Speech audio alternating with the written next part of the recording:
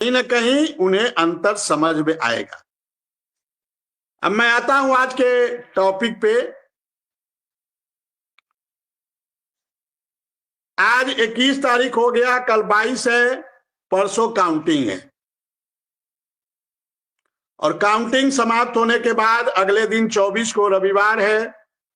और जैसे ही काउंटिंग समाप्त होगी आचार संहिता, हालांकि आचार संहिता का कोई मतलब नहीं है। आज ही पुलिस भर्ती का रिजल्ट आया है।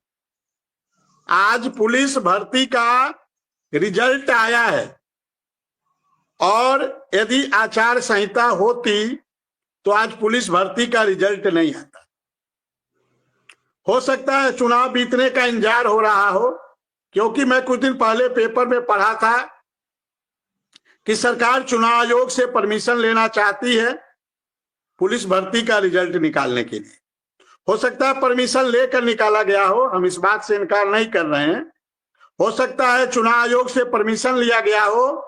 नहीं विक्रम सिंह, हम आपको थोड़ा साफ कर दें कि उपचुनाव में जैसे ही वोटिंग हो जाती है उसके बाद फौरी तौर पर उन्हीं जिलों में आचार संहिता रह जाती है जिन जिलों में काउंटिंग होगी। बाकी प्रदेश से आचार संहिता एक तरीके से हट जाती है। उस प्रक्रिया के तहत अब आचार संहिता प्रदेश में नहीं है, लेकिन आप जब तक परिणाम नहीं आएंगे तब तक पूरी सरकार उलझी होगी और काम नहीं कर पाएगी। तो मुझे लगता है इस समय पूरी सरकार उसी पे लगी है।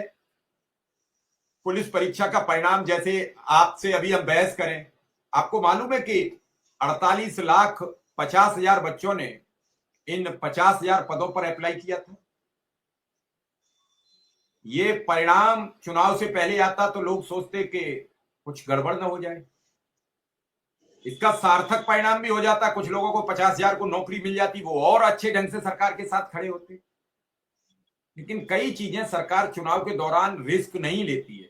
जैसे अभी शिक्षा में तमदेश का ऐलान कर देती, मैं मान जाता जो लोग कह रहे हैं कि चुनाव से पहले बहुत जरूरी था, लेकिन 2 लाख लोगों के बाद और 15 लाख जो कर्मचारी हैं संविदा के, वो सब नाराज हो जाते कि मुझे कुछ नहीं दिया सरकार ने। तो एक बड़े तबके को नाराज करने के लिए छोटे तबके को देने में थोड़ी सरकारें संकोच करती। आप अपने हिसाब से सोच रहे हो कि देते तो चुनाव से पहले दे देते, चुनाव में फायदा हो जाता, लेकिन आप ऑल इन वन देखिए, क्योंकि मीरापुर उत्तर प्रदेश का वो सेकंड जनपद मुजफ्फरनगर और मिर्जापुर उत्तर प्रदेश का वो अंतिम मंडल का अंतिम जनपद, उसके बाद सोनभद्र रह जाता है।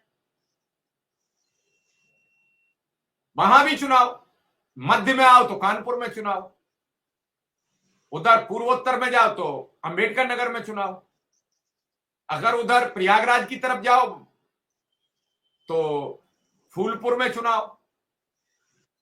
जब पूरे प्रदेश में छितिर छितिर चुनाव हो, और अगर बुंदेलखंड में जाओ तो मुरादाबाद में चुनाव, सरकार को पूरा एक डायग्राम बनाना पड़ता है। और डायग्राम में कौन सी चीज कहां फिट होती है, ये सरकार में बैठे लोग सेट करते हैं। हो सकता है उनके डायग्राम के स्ट्रक्चर में ये सेट नहीं हो पा रहा हो कि अनुदेशक शिक्षा मित्रों को अभी नियमित करने से हमारे वोट ऑफ परसेंटेज या सिस्टम पर कोई असर पड़ेगा। मेरा एक आकलन है, मेरा योगी आदित्यनाथ सरकार से यह अनुरोध और अपील है कि आप इन 2 लाख परिवारों के लिए कुछ घोषणा तो कीजिए और फिर मेरा बात देख लीजिए। मैं आपसे वादा करता हूं, सरकार से, आप इनका पूरा करिए फिर मेरा काम देखिए। मेरा मानना है कि जनता के लिए लड़ाई लड़ना, विक्रम सिंह, हर आदमी के कुव्वत की भी बात नहीं है। हर आदमी शिव कुमार मिश्रा की तरह दुखी नहीं रह सकता। हर आदमी का अपना परिवार जुड़ा होता है।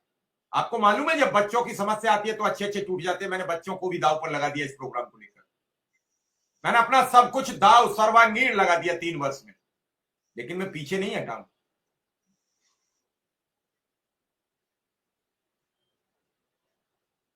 थोड़ा मेरा जिद्दी स्वभाव है। लोग, हो सकता है कि मेरे कमेंट में कभी कभी किसी को सवाल करने लगता हूं तो उन्हें वो लगता हो मैं गलत बात ना सुनता हूं ना किसी के लिए प्रयोग करना चाहता हूं।